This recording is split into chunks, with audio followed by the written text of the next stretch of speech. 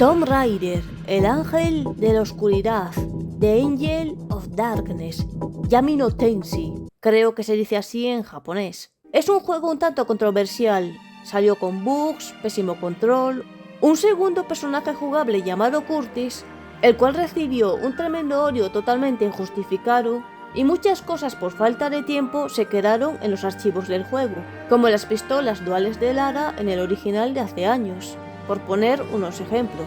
Debido a todo esto y a la mala recepción, el juego se quedó sin su trilogía, y esto se puede comprobar en el material que no pudieron poner por falta de tiempo.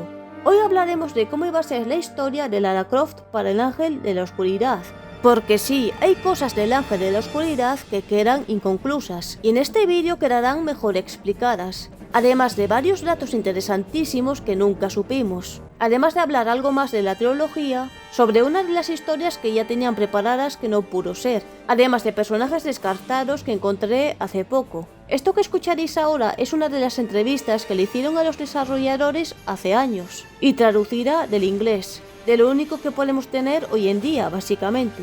Así que si hay algún fallo, pido ya disculpas. Y ahora sí, comencemos con el vídeo.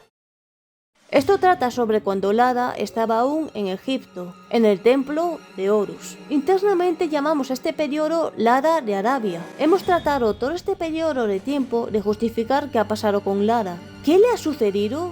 ¿Dónde está? Y también otro periodo de cuando ella volvió a Londres. Pensamos que Lara, al tener una experiencia cercana a la muerte, cuando sobrevivió en el templo, la hizo dejar las armas. Consideramos seriamente transformarla en una alcohólica. Sí, eso pensaban hacer. Personalmente, menos mal, porque no le pega nada a Lara. Quemando la mansión de la señorita Croft. Volvíamos su vida patas arriba, y ella vivía una catástrofe después de otra, pero pensamos que era un poco extremo. También teníamos dudas sobre qué pensaba la gente del juego, pues menos mal que no, porque si ya la gente odió el Ángel de la Oscuridad en su momento, yo no, a mí me gusta. Esto les hubiera hecho ir cuesta abajo y sin frenos, y sobre todo a quien más les gusta hablar mal, a la prensa. Pero olvidémonos de esto y continuemos, ya que esto es lo que pasó. Lara Croft queda sepultada bajo los escombros del templo derrumbado de Horus. Tras su fatal accidente en las tumbas egipcias, Lara despierta en una especie de ensoñación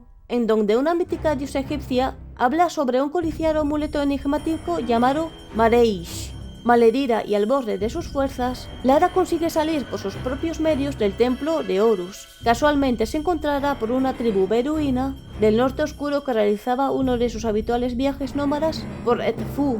La curandera chamán, Putai, le devuelve la salud física mediante su magia negra. Pasaron unos años, ella vuelve a Londres, no muy segura sobre qué creer de lo sucedido, pero su vida ha cambiado. Lara se ha retirado del contacto con cualquiera que tuviera relación con su vida pasada. Rechaza confirmar o desmentir los rumores acerca del tiempo transcurrido entre oscuras tribus norteafricanas. Después de su llegada a casa, se ha convertido en una reclusa en su mansión ancestral en Surrey. Las memorias oscuras que la persiguen permanecen aferradas en su interior y nadie se arriesga a acercarse lo suficiente como para preguntárselo. Lara ha vuelto, pero ya no será la misma. Radicalmente cambiada después de su cercana experiencia próxima a la muerte, Lara se ha vuelto más dura, más oscura y menos tolerante. Fue dada por desaparecida y presuntamente muerta después de un desastroso viaje a las tumbas egipcias, donde se encontró con Bon Croy, el cual fue poseído por una entidad malévola después de que Lara libera accidentalmente al dios Set,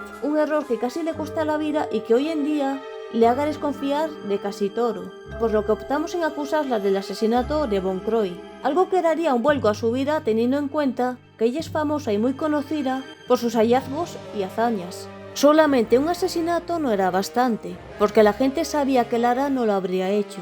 Inventamos varios asesinatos hechos en Europa y el resto del mundo. A todos estos asesinatos les dimos un nombre: Monstrum.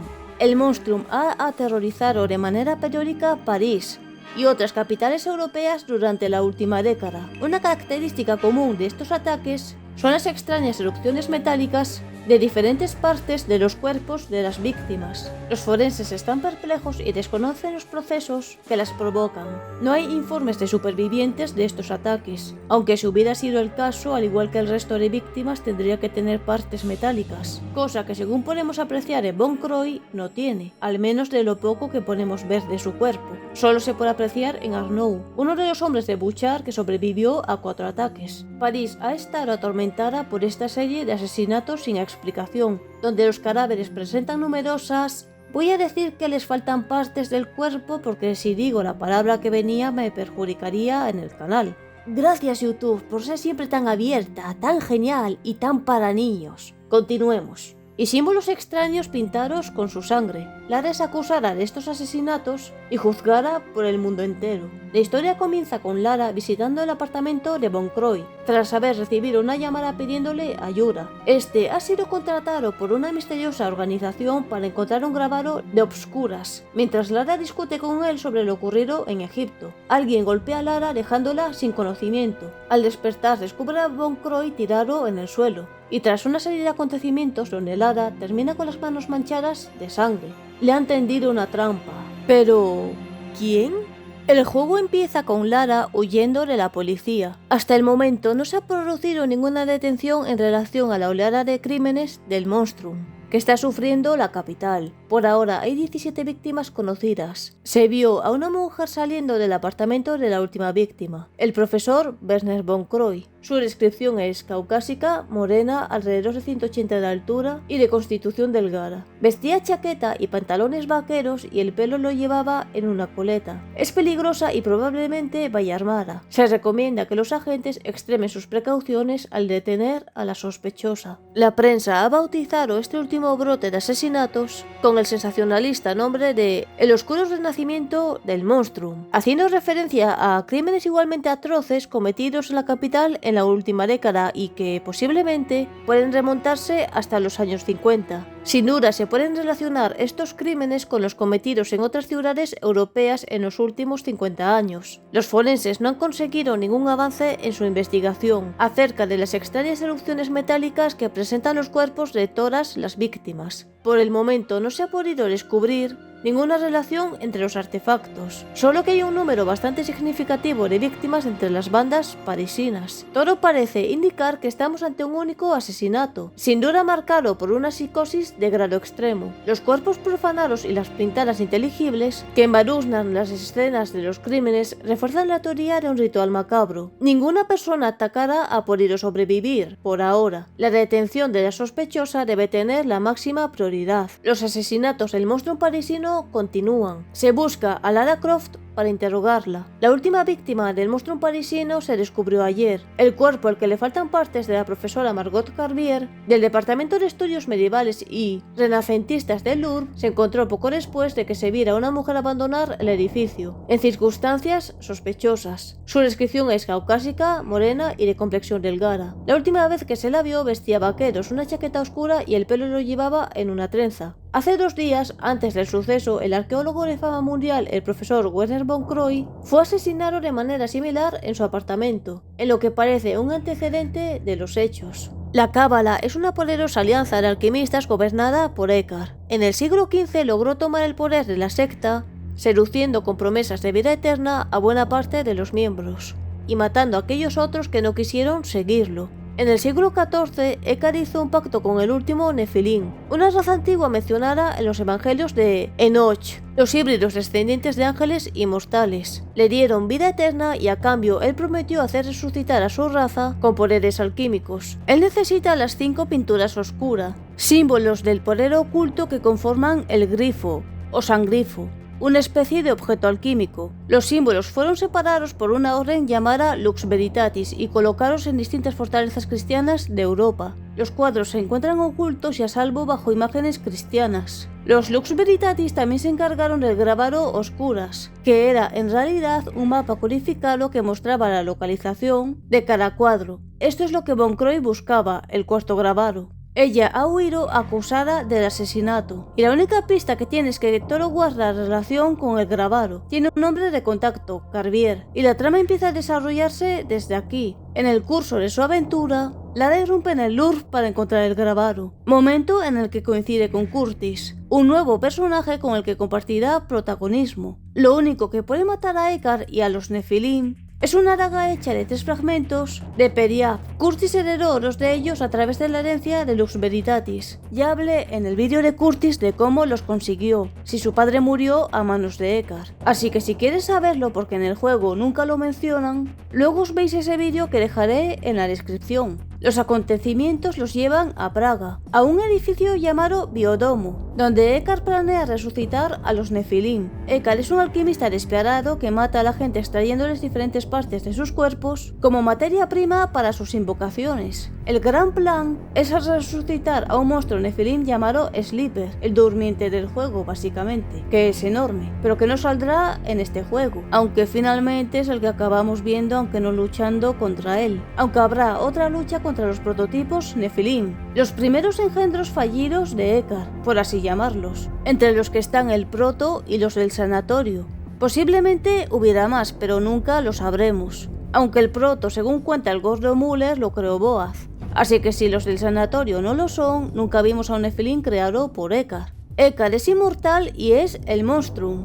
Ha estado quitando partes del cuerpo a sus víctimas que junto a sus poderes alquímicos ha recreado la esencia necesaria para despertar al durmiente. Un prototipo que culminaría con una nueva raza de Cubiculum Nephilim. Ekar no sabía que Karel era un Nephilim, pues pensaban que habían traído desde Turquía al último espécimen vivo Nephilim, con el cual estaban realizando pruebas para crear la nueva raza. Karel al final descubre las verdaderas intenciones de Ekar, que quiere crear un nuevo orden mundial a su servicio y así dominar la Tierra sometiendo y matando a todo aquel que no le siguiera. Lara se enfrentará a Ekar tras conseguir los 3 fragmentos del orbe, pero cuando vaya a asestarle la última puñalada, Karel se lo impedirá. Su sangre Nephilim no le permitirá dejar que una mortal le quite el placer de vengar su traición, y será él quien lo mate. Que si os acordáis, en el juego nunca se explica el por qué repentinamente Karel mata a Ekar sin miramientos y sin pensarlo siquiera. Dijo que dejó de ser útil, pero es una frase un poco vaga. ¿Usó a Von Croy y lo mató porque dejó de serle útil? Sí, pero en este caso Ekar era su mano derecha, aunque este mismo no lo supiera y pensaba que era el líder de toros y para nosotros el villano del juego. Y Karel podría seguir usándolo para otros fines. Puedes pensar, cosas de malos que se matan entre ellos cuando ya no son útiles. Pero aquí, en la idea original que tenían para el juego, Karel no lo mata por cliché, sino que tenía sus motivos. Y puede ser irónico ya que Ekar mató al resto de la cábala por fallarle, aunque de Gunderson no sabemos qué pasó con él. A lo mejor lo volatilizó.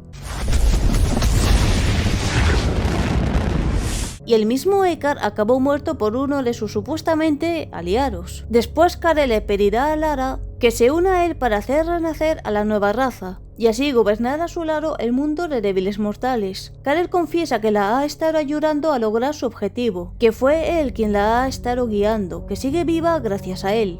Aquí Lara empieza a recordar lo sucedido en el apartamento de Von Croy, que en realidad no fue Ekar quien mató a su amigo Werner, sino él, que además se ve en la cinemática del final de Asedio de las Galerías a Karel en vez de a Ekar. Esto enfurece a Karel, que se da cuenta de que Lara, que no va a seguirle en su ascensión a la gloria, y termina enfrentándose a ella. Lara, tras luchar con Karel, consigue en un descuido de este saltar en dirección al durmiente, que se encuentra suspendido por cables en medio de esta batalla. Lara usa los símbolos de luz. Supuestamente lo que está juntando Ekar al principio son las pinturas oscuras transformadas en esa especie de disco, que se parece mucho a este disco, que es el que vemos en la pantalla de título y en el menú del juego, y es lo que Lara le pone al durmiente, que hace que se concentre una gran cantidad de energía en el durmiente, que al no ser capaz de canalizar, crea un campo magnético donde unas ráfagas de luz atraviesan a Karel, el cual todo parece indicar que muere.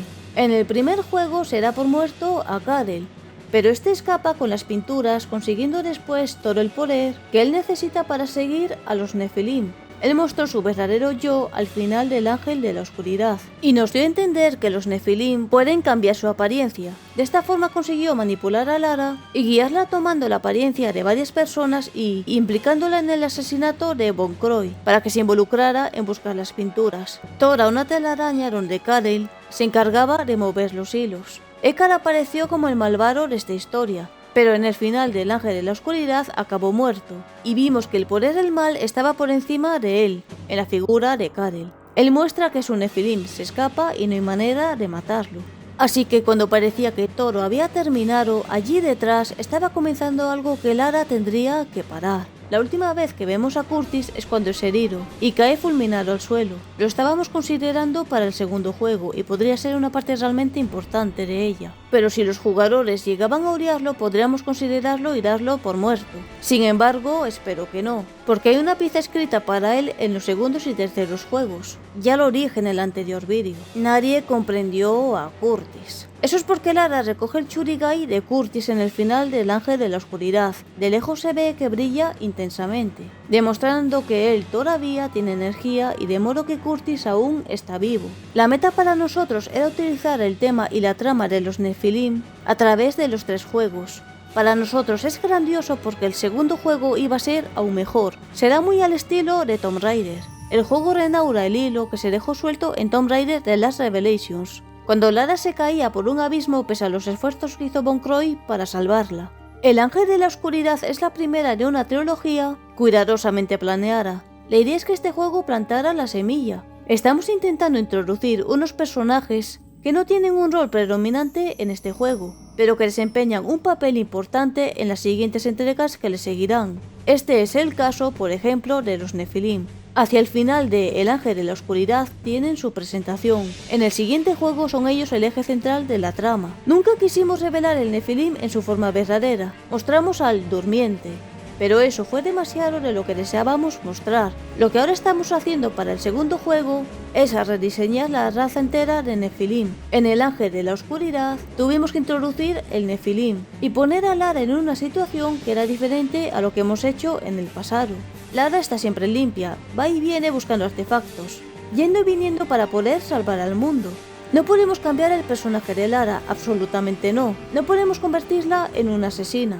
No podríamos sacar un juego así, ya que si no, no podrán jugarlo los niños pequeños, de ser así. Ya que en aquella época los juegos de Tomb Raider, y todos los videojuegos en general, los jugaban sobre todo niños. Ya sabéis que los videojuegos antes se consideraban solo para niños y demás chorradas por el estilo. Continuemos. El final de Tomb Raider The Last Revelations era el último juego para nosotros. Lara se perdió. Esto era un comienzo limpio, algo realmente importante. Lo que entiendo de este párrafo es que querían crear algo totalmente nuevo con Lara Croft, algo nunca visto que la diferenciara del resto de juegos, y que el punto y aparte era el Ángel de la Oscuridad, ya que a diferencia de los anteriores, el Ángel de la Oscuridad es más oscuro. En el segundo juego, Lara va a la plaza fuerte de los Nephilim debajo de Capadocia. Será realmente genial. Iremos a la ciudad y crearemos unas localidades imaginarias enormes, escondidas bajo tierra, con tumbas y templos auténticamente épicos, llenos de fantasía alrededor de la realidad.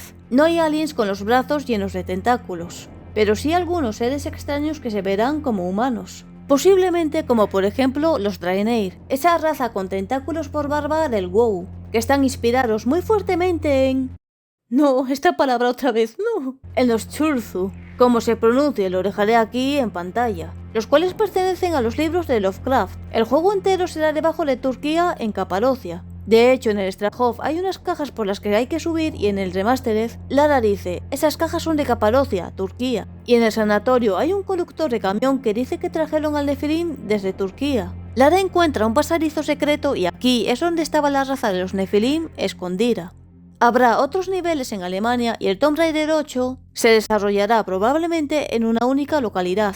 Bueno, tal vez, pero sí se desarrollará en un lugar concreto para seguir la trama. También será aquí donde aparecerán muchos personajes que en el Tomb Raider 6 no fueron incluidos, y donde por fin se sabrá qué pasó en Egipto. Hay un gran periodo de tiempo entre el derrumbe del templo en Egipto de Tomb Raider The Last Revelations y el inicio de este juego que no está cubierto en el Ángel de la Oscuridad, pero que va a ser incluido en el segundo de la trilogía. que comenté al principio del vídeo para que sea más fácil de entender cronológicamente. Por desgracia no encontraron nada de información de cómo sería la tercera parte de la trilogía, o tal vez ni hay siquiera un guión de cómo sería, que sería lo más probable al no existir la siguiente parte. Pero lo que sí he encontrado han sido bocetos muy interesantes, demasiado para dejarlos pasar, que debéis ver sin falta si sois fans de este juego, porque son, vamos, muy interesantes. Pero antes de continuar os muestro el banner del canal, que irá cambiando cada mes según se cumplan los objetivos. Nunca había sido tan divertido suscribirse a un canal, así que suscríbete, dale like y activa la campanita para ver el cambio del banner. Y ahora sí, continuemos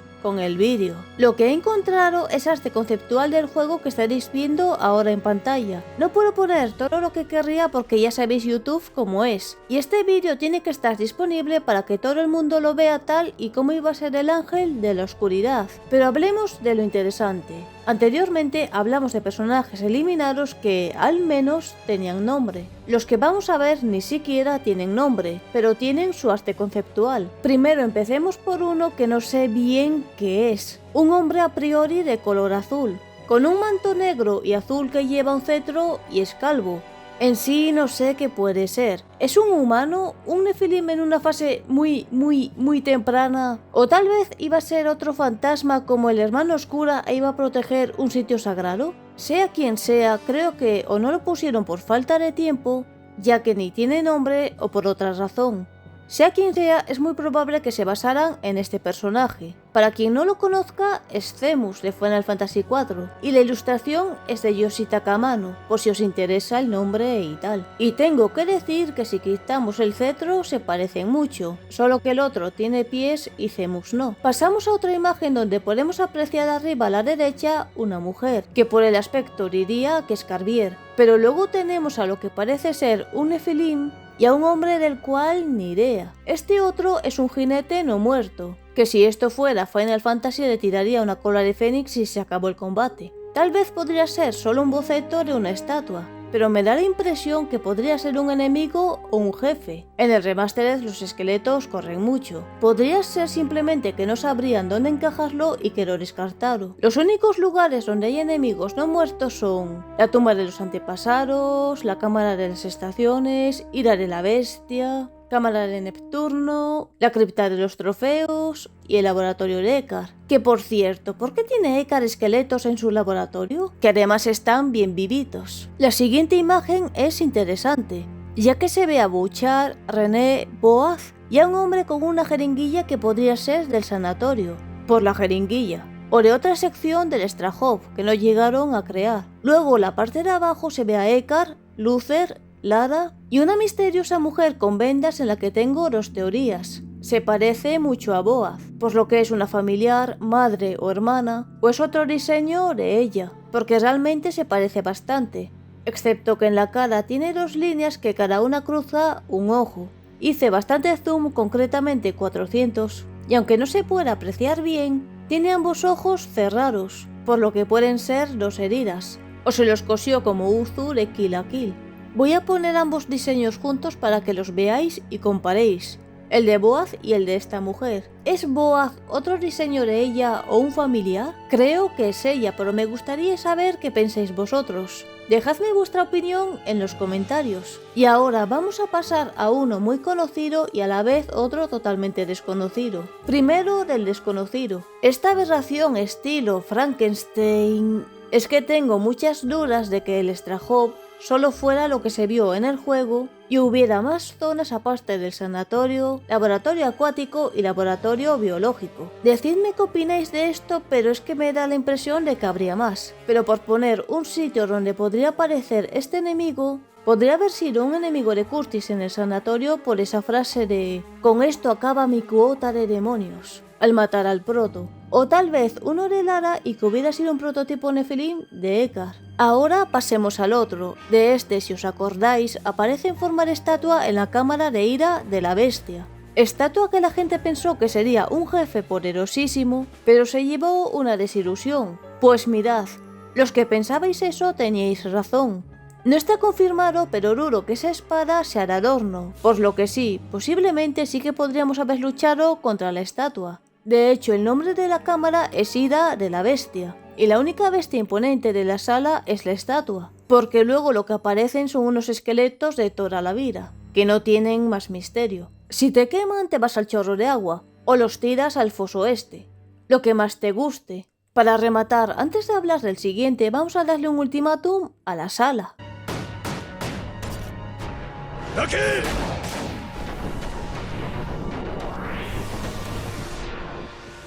Aquí no hay mucho misterio, está Curtis, el de traje blanco es Butchart, y este con el brazo vendado parece un soldado de la Inquisición, por la cruz, pero si nos acercamos más veremos que tiene la parte derecha de la cara quemada y un ojo que no es humano. ¿Sería un Nefilim al igual que Luther? Estos pues más enemigos, no tienen más misterio. Por último tenemos esta imagen un tanto rara, una imagen de un personaje que sí está detallado, una mujer con un casco y algo en la espalda que puede ser la munición de esa arma que lleva que parece un arpón de una mano, y una especie de lanza en la otra. Este personaje no es solo un boceto, está ya pintado y detallado, pero es rarísimo. Lo que podemos sacar en claro es que tenían muchísimas ideas, ya que hay muchísimos bocetos, y entre estos muchísimos personajes descartados. Una pena que no pudieran llevarlas a cabo porque se ven interesantes.